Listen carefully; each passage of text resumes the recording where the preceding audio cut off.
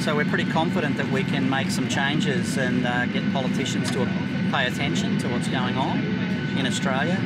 And I guess the key here is that we can get 2 or 3 of them to listen to what we're talking about. Maybe they can feel as though they've got a support base to move the agenda forward and really make effective change. We need to see legislative change, especially when it comes to food production and within agriculture.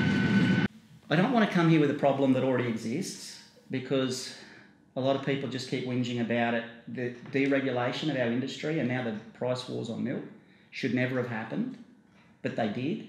So now we can't keep whinging about that, because it's real and it's impacting us on the ground, on the farm, every day. I don't think any other agricultural industry has had to cop what we have with a milk price war over 5 consecutive years. You know, we're heading into our 6th year now, and there's no hint of retailers pulling the pin on the $1 a litre price war. And we need to address that legally. So if that's not collusion, I don't know what is. How do you maintain a retail price point to the cent for 5.5 years and say there's no cause to change that price? That's what they've done with milk. So to me, that's not legal. It is very easy to prove that $1 a litre at retail is not sustainable. In fact, it costs about $1.60 per litre to put that milk in the shop. What some farmers in South Australia tell me, who haven't been as badly affected as Queensland, is that, although one dairy farmer knows getting out of the industry, is that the milk price wars are effectively a battle between Coles and Woolies for market share, and the collateral damage was milk. It was dairy farmers, because what this person told me is that they had a profitable dairy, not making much money, but after the milk price wars, they can't make the capital investment. They can't. Correct. They can't make any long-term decisions. It's cut their margins to the bone. Yeah. When they need to invest in new equipment for efficiencies, they can't do it. Do it. So it's going to take a few years before we see the full effects of that, but we're starting to. One thing I've raised today with the other guys we're meeting with is about setting an award type payment structure at farm level, using dairy industry as a case study, but a real-time case study. Let's not just talk about this. Let's use dairy industry as a region-by-region award payment for milk. So processors, distribution, retailers, they can all knowingly lose money on their end of the transaction, but they cannot force the farmer to lose money. Yep. If the farmer chooses to lose money by operating badly, well, that's what you can do in a free country. You can be good at business or bad at business. Why doesn't the unity of the growers just muscle up at contract time We're talking about dairy and farmers say here, we you are understand? not taking a cent less than 70 cents? So Otherwise I they've can sit had at that home and just pull 50s apart and go broke on my own. Yeah, we've had that opportunity multiple times at Parmalat. Now, we had an opportunity to say, no, we won't sign a contract for a pay cut. And 91% of us said, we'll take a pay cut. And 9% of us idiots said, no, we won't. And then we got shafted 12 months later with an even bigger pay cut because we didn't take the first offer of a pay cut. Yeah, their principle is shoot 2 and It's save black 1,000. Absolutely, it's cartel-like. And you know what they did 12 months later? Those 91% of people who took the pay cut and whinged loudly about it did it again. They re-signed another contract, when they had the opportunity to say, oh, we just all won't sign. So there's enormous power. There is enormous power in a collective group in just saying, you don't have a product. Yeah, but why won't Without they? our product, you can't sell Why your dollar won't milk. they join together and do that? Fear. Their fear of the bigger power. Just like Paul's and Norco and dairy farmers are fearful of Coles and Woolies, the farmer is fearful of Paul's and Norco and dairy farmers. And they're just doing what they're told. When we talk about predatory pricing, collusion is not allowed to happen in a free market. So how can milk be priced at $1 for 5 consecutive years without any change to that price point at retail level? In short, our current competition laws have got a huge hole in them at the moment. It's almost impossible to prove an abuse of market power or predatory pricing case, and we need to change the law to a much simpler position. Now, the Nationals, quite interestingly, have been on board with that.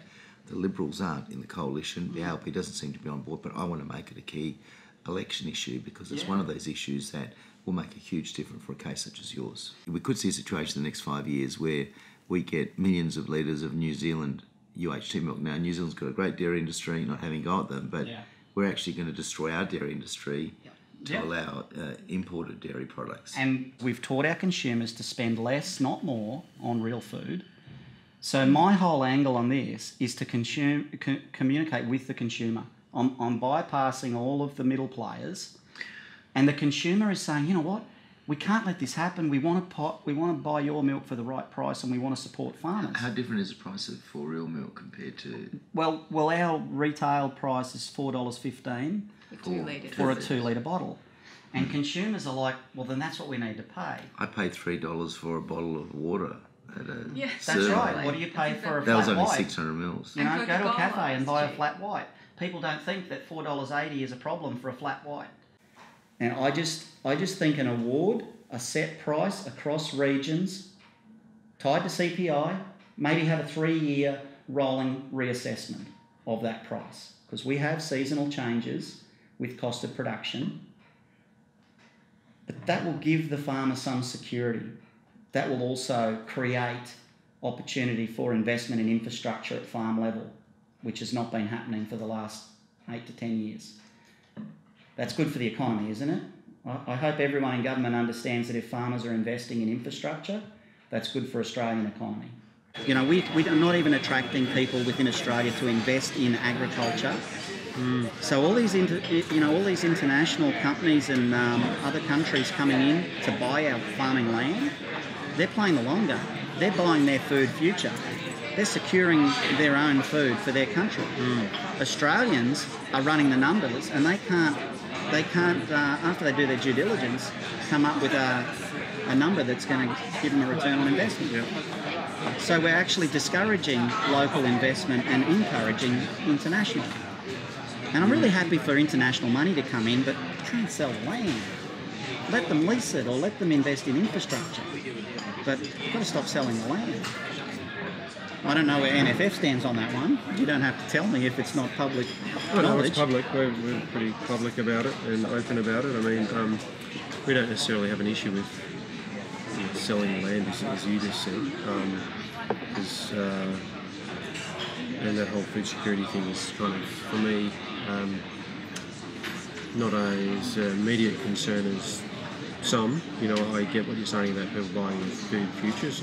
I agree, that's exactly what they are doing. Some of these countries, they recognise that they can't necessarily feed their own population, they need to outsource that, and that's what they're doing here. We don't have an objection to selling land, because we're of the view that foreign investment has always been good for agriculture. Agriculture is built on foreign investment. If you go way back to 200 years ago, it's always been driven by foreign investment, whether that's the 70s Japanese feedlot industry or Northern Australia, but now Chinese dairy.